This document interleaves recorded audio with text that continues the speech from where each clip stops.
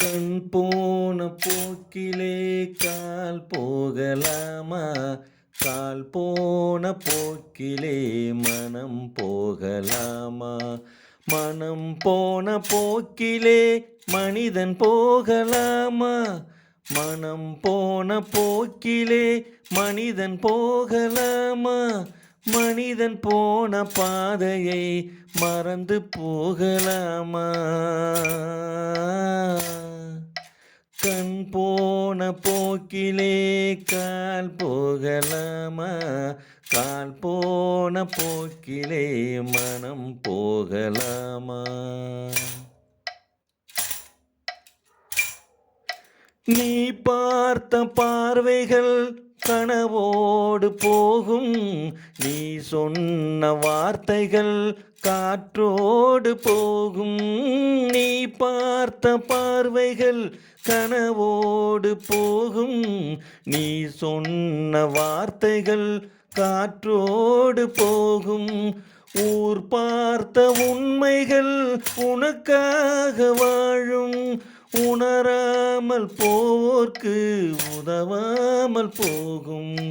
ஊர் பார்த்த உண்மைகள் உனக்காக வாழும், உணராமல் போர்க்கு உதவாமல் போகும்.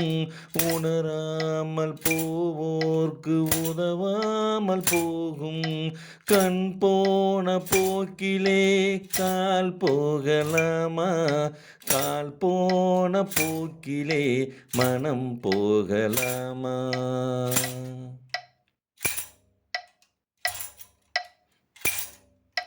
பொய்யான சில பேர்க்கு புது நாகரீகம், புரியாத பல பேர்க்கு இது நாகரீகம். பொய்யான சில பேர்க்கு புது நாகரீகம், புரியாத பல பேர்க்கு இது நாகரீகம். முறையாக வாழ்வோர்க்கு எது நாகரீகம்? முறையாக வாழ்வோர்க்கு எது நாகரீகம்? முன்னோர்கள் சொன்னார்கள் அது நாகரீகம். முன்னோர்கள் சொன்னார்கள் அது நாகரீகம். கண் போன போக்கிலே கால் போகலாமா? கால் போன போக்கிலே மனம் போகலாமா?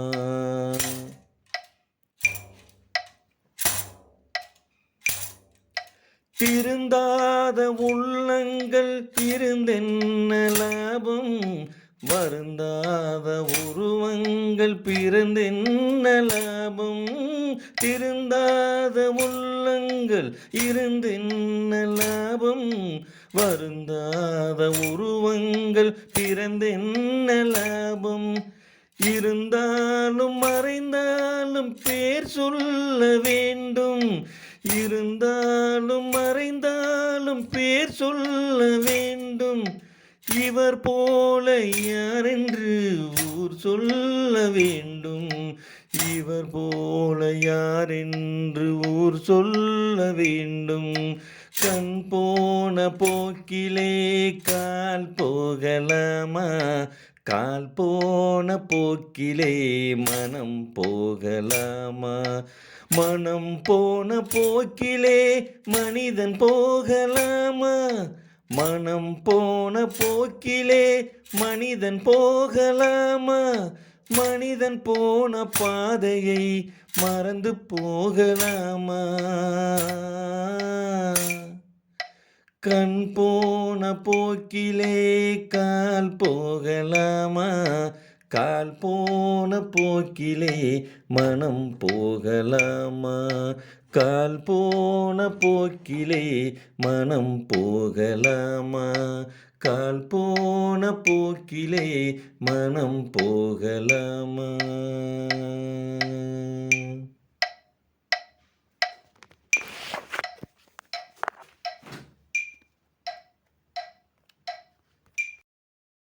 தமிழுக்கும் அமுதென்று பேர், அந்த தமிழ் இன்பத் தமிழ் எங்கள் உயிருக்கு நேர், உயிருக்கு நேர். தமிழுக்கும் அமுதென்று பேர். அந்த தமிழ் இன்பத் தமிழ் எங்கள் உயிருக்கு நேர், உயிருக்கு நேர்.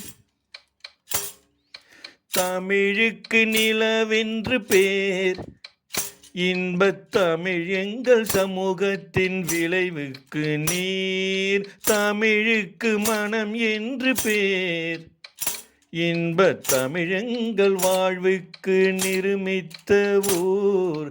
தமிழுக்கு மதுவென்று பேர், தமிழுக்கு மதுவென்று பேர். இன்பத் தமிழ் எங்கள் உரிமைச்சம் பயிருக்கு வேர், பயிருக்கு வேர். தமிழுக்கும் அமுதென்று பேர், அந்த தமிழ் இன்பத் தமிழ் எங்கள் உயிருக்கு நேர், உயிருக்கு நேர்.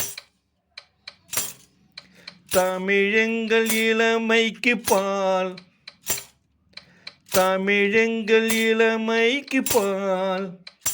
இன்பத் தமிழ் நல்ல புகழ்மிக்க புலவர்க்கு வேல், புலவர்க்கு வேல்.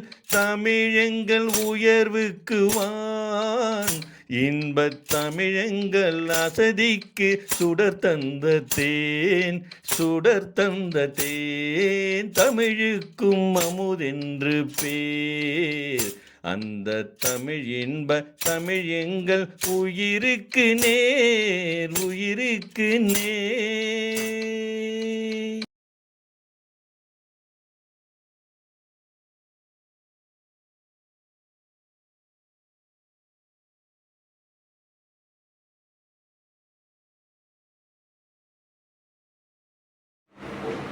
தமிழ்நாடு தமிழ்ச்சங்கம் மற்றும் திருப்பூர் மக்கள் மாமன்றம் இணைந்து நடத்தும் தமிழ் புத்தாண்டு தின விழா கவியரங்கம் மற்றும் பட்டிமன்ற நிகழ்ச்சியிலே கலந்து கொள்ள வந்திருக்கக்கூடிய அனைவரையும் திருப்பூர் மக்கள் மாமன்றத்தின் சார்பாக வருக வருக என அன்போடு வரவேற்கிறோம். இன்றைய தினம் இங்கே நடைபெறுகின்ற நிகழ்ச்சிகளை தொகுத்து வழங்கும் பாபா அவர்களுக்கு முதலாவதாக நன்றிகளை தெரிவித்துக் கொண்டு இந்த நிகழ்ச்சியிலே கலந்து கொண்டு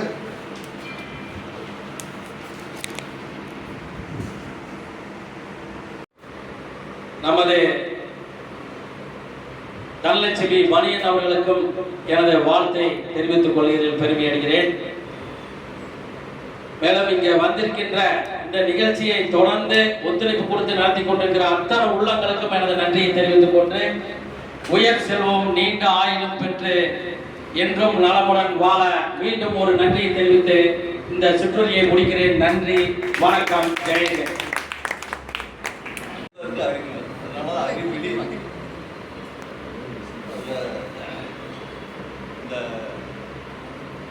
ஏதாவது பட்டிமன்றம் போட்டால் ரொம்ப பயங்கரமா வித்தியாசமா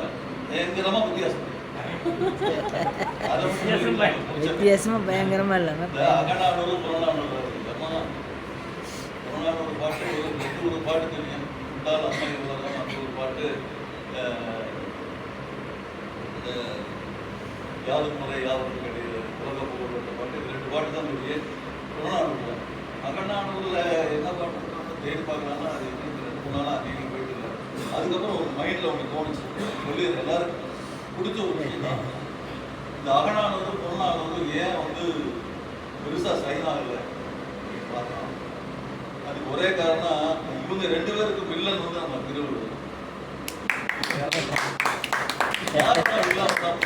ஆனால் புறநானூறு நிறைய படிச்சிருக்கேன், ஞாபகம் இல்லை.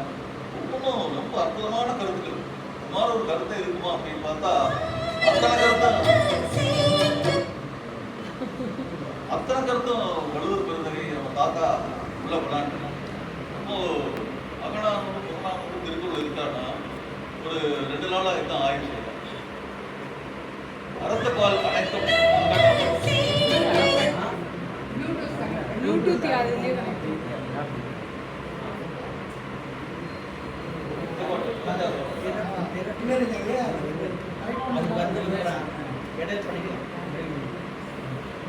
அகநானூறு பூராமே அறத்துப்பால் 38 அதிகாரமும் மனிதனுடைய அகம் சார்ந்தது எல்லாத்தையும்.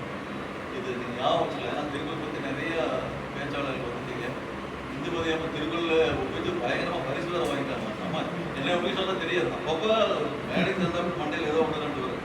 அது கலெக்டர் ஆஃபீஸில் போய் ஒப்பிட்டு பரிசு வாங்க தகவல் சாப்பிட்றாரு. ஒரே பொறாமையா இருக்கும். நம்ம என்னமோ திருக்குறள் புத்தகம் அப்படியா அப்படியாங்கிறாங்க.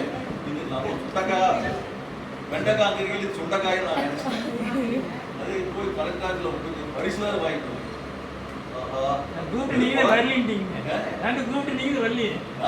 வந்திருந்தால் நாம சைபர் தான்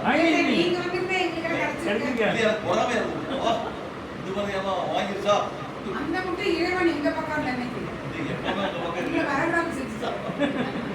அதாவது மனுஷனுக்கு இருக்கவே கூடாத ஒரு பெரிய கெட்டவனை என்ன சொல்றாரு வள்ளுவர் நடுவு இப்ப திருத்தி ஏற்கனவே அவர் கேட்டாரு எப்பா அறம்னா என்ன முக்கியமா பெரியவா உட்கார்ந்துருக்காரு. அறம்னா என்னன்னா போய் வந்தேன் வள்ளுவர் சொன்னாரு குளத்துக்கு மாசிலனாதல் அறம் போன. இன்னும் சில பணிகள் நடக்க வேண்டும். இருந்தாலும் நடந்த பணிகளுக்காக சிறப்பாக நடத்த வேண்டும் என்பதற்காக இந்த பட்டிமன்ற சிறப்பணியும் சேர்த்து நடத்தி இருக்கின்றோம். நீங்கள் அனைவரும் வந்து கலந்து கொண்டதற்கு உங்களுடைய மனமார்ந்த நன்றி. மன்றத்தின் வளர்ச்சிக்காக இதுவரை சிறுதொகையிலிருந்து பெருதொகை கொடுத்த அனைத்து அன்பு நெஞ்சங்களுக்கும் என்னுடைய சார்பாகவும் மன்றத்தின் சார்பாகவும் இரு கரங்கூப்பி தாழ்த்தி வணக்கத்தை தெரிவித்துக் கொண்டு இந்திருக்கிற நன்றி தெரிவித்து விடைபெறுகிறேன். வணக்கம். தமிழ் புத்தாண்டு நிகழ்வில் அருமையான நிகழ்வுகளை கொண்டாட தலைமையேற்று கொண்டிருக்கும் தலைவர் உள்ளிட்ட அவையோர் அனைவருக்கும் எனது திருப்பூர் வணக்கத்தை தெரிவித்துக் கொள்கிறேன். சிஎஸ்ஐயை விட்டு சென்ற இடத்தை நமது தங்கவேலையா அவர்கள் தொடர்ந்து வழிநடத்தி கொண்டிருக்கிறார். அவருக்கு முதற்கென்று நன்றியை தெரிவித்துக் கொள்கிறேன். அவருடைய சிஎஸ்ஐயாவின் நிழலாகத்தான் நான் அவரை பார்க்கிறேன். இந்த பூவோடு சேர்ந்து இந்த நாரும் மணக்கிறது. ஐயாவோடு இணைந்ததால் சிஎஸ்ஐயாவோடு இருந்ததால் கிடைத்த சில நல்வாய்ப்புகள் தொடர்ந்து நமது தங்கவேல் ஐயா மூலமாக நான் பலன் பெற்று வருகிறேன். இந்த செம்மொழி தமிழின் பிறந்த தினத்தில் இந்த புத்தாண்டிலே ஒரு செங்கரும்பாக செவிக்கு உணவாக நிறைய நிகழ்ச்சிகளை தந்திருக்கிறார்கள். அவைகளெல்லாம் நாம் சிறப்பாக பருகுவோம். பொன்னியின் செல்வன் ஒரு படம் வந்துச்சு. அந்த படத்துடைய வெளியீட்டு விழாவில் இயக்குனர் மணிரத்னம் பேசுறாரு. எம்ஜிஆர் நாடோடி மன்னன் எடுத்தாரு, அடிமை பெண்ணில் எடுத்தாரு. பொன்னியின் செல்வத்தையும் எடுப்பதற்கு முயற்சி செய்தார். ஆனால் அதை அவர் எடுக்க முடியல. அதை நமக்காக தான் அவர் விட்டுட்டு போயிட்டாருன்னு நினைக்கிறேன். நாங்கள் எடுக்கணும்னு சொல்லி தான் விட்டுட்டு போயிருக்காருன்னு நினைக்கிறேன்னு அங்கே பெருமைப்படுத்தினார். அது மாதிரி இந்த திரைச்சீலைக்கு பின்னே ஒரு கல்வெட்டு இருக்கிறது. சோழ மண்டலத்தின் பெருமை சாற்றும் கல்வெட்டுகளைப் போல இந்த மக்கள் மாமன்றத்திற்கு இதனால் வரையிலும் உதவி செய்த வல்லவர்களின் பெயர்கள் பொறிக்கப்பட்டிருக்கிறது. தமிழால் நாம் வாழ்வதைப் போல நம் மக்கள் மன்றத்தை வாழ வைத்துக் கொண்டிருக்கும் பெருந்தகைகள் இந்த அவையில் வீற்றிருக்கிறார்கள். அவர்களோடு நாமும் இருந்து சிஎஸ்ஐயா அந்த திரைச்சீலையில் பின்னால் கல்வெட்டு வைப்பதற்காக ஒரு இடத்தை தயார் செய்து வைத்திருந்தார். ஆனால் அவர் அதை முடித்து வைக்கவில்லை.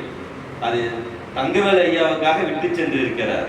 அந்த பணியை செவ்வனே தங்கவேல் ஐயா அவர்கள் ஐயா வருக வருக செவ்வனே செய்து முடித்திருக்கிறார்.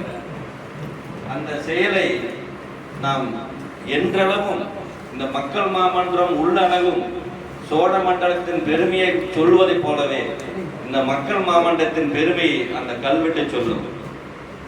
கல்லிலே கலைவண்ணம் கண்டார், கல்லிலே கலைவண்ணம் கண்டார், சிஎஸ்ஐயா மறைந்தாலும் புகழ் வாழச் செய்தார். கல்லிலே கலைவண்ணம் செய்தார், உடலாலும் மனதாலும் தமிழை நான் உயிராக எண்ணி வாழ்கிறேன் ஐயா. உடலாலும் மனதாலும் தமிழை நான் உயிராக எண்ணியே வாழ்கிறேன் ஐயா.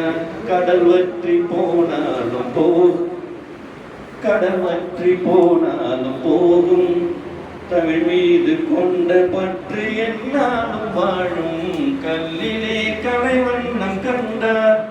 இந்த கல்லை உருவாக்குவதற்கு எத்தனையோ உள்ளங்கள் பின்புறமாக இருந்து உதவி இருக்கின்றன. அத்தனை நல்லுள்ளங்களுக்கும் இந்த தமிழ் புத்தாண்டை கொண்டாடும் இந்த இனிய மேடையிலே, பெருமைமிகு மேடையிலே எனது நன்றியும் தெரிவித்து விடைபெறுகிறேன். நன்றி. தெரிவித்துள்ளேன்.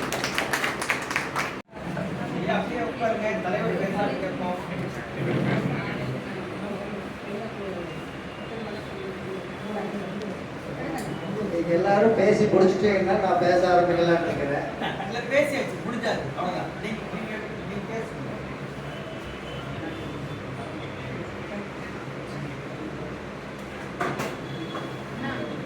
உங்களை கேட்கிறேன் உங்களை கேட்கிறேன்.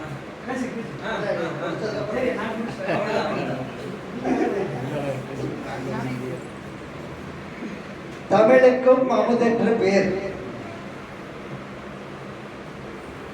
அது எங்கள் உயிருக்கு மேல் என்று தமிழன்னையை வணங்கி, என் தாய் தந்தையரை வணங்கி, இந்த தமிழ் புத்தாண்டு நிகழ்ச்சியிலும் பட்டிமன்ற நிகழ்ச்சியிலும் இந்த கல்வெட்டு திறப்பு விழா நிகழ்ச்சியிலும் கலந்து கொள்வதை எண்ணி நான் பேருவகை கொள்கிறேன்.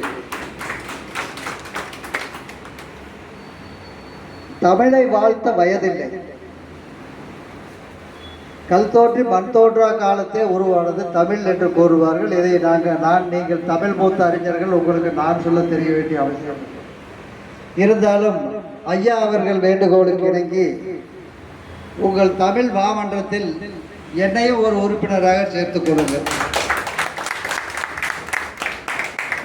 எங்கள் நண்பர்கள் ஒரு 2-3 பேர்களை நான் சேர்த்து விடுகிறேன். உங்களுடைய தேவை என்ன என்று கூறுங்கள். என்னால் இயன்றளவு, இது நான் உங்களுக்கு ஆற்றும் சேவை அல்ல, தொண்டு அல்ல, நான் தமிழுக்கு ஆற்றும் தொண்டு. என் தமிழ் அன்னைக்கும் என் தாய் தந்தைக்கும் ஆற்றும் தொண்டாக எண்ணி நான் செய்கிறேன். எனவே அவர் சொல்லிட்டாரு, நான் பேசிட்டே இருப்பேன்னு தெரியவருக்கு. எனவே உங்கள் அடுத்ததாக பட்டிமன்ற நிகழ்ச்சியும் அதிகமான பேச்சாளர்களும் இருக்கின்ற காரணத்தினாலே என்னுடைய சிற்றுரையை இத்துடன் முடித்துக் கொள்கிறேன். அடுத்ததாக எனக்கு அடுத்து உங்களுக்கு உறுதுணையாக இருக்க சஜேஷ் அவர்கள் இருக்கிறார். அடுத்து அவர் தலைவராகவும் அவர் பொருளாளராகவும் சங்கர் அவர்களும் இருக்கிறார்கள். அவர்கள் தொடருவார்கள். நாங்களே அவர்களை பின்தொடர்வோம், உங்களையும் பின்தொடர்வோம். என்ன உங்கள் தேவையோ எங்களிடம் சொல்லுங்கள், எங்களால் முடிந்த அளவு உங்களுக்கு சேவை செய்கிறோம் என்று கூறி இந்நிகழ்ச்சியை இன்னொன்று நான் வருவதற்கு தாமதமானது காரணத்தின் வந்து எதிரிலே ஒரு புத்தக கண்காட்சி திருவிழா ஒன்று திறப்பு விழா செய்ய வேண்டி இருந்தது. அதிலே நானும் என் உடனுக்குடனாக ஒரு வருட காலம் உடனிருந்து எனக்கு பணியாற்றும் ஆடிட்டர் ஐயா ரகுநாதன் அவர்களும் சென்று அந்த விழாவினை ஓப்பன் செய்துவிட்டு வந்ததால் தாமதமாகிவிட்டது, மன்னிக்கவும். எனவே உங்கள் நிகழ்ச்சியை தொடர்ந்து கேட்க நானும் ஆவலாக இருக்கிறேன். நன்றி, வணக்கம்.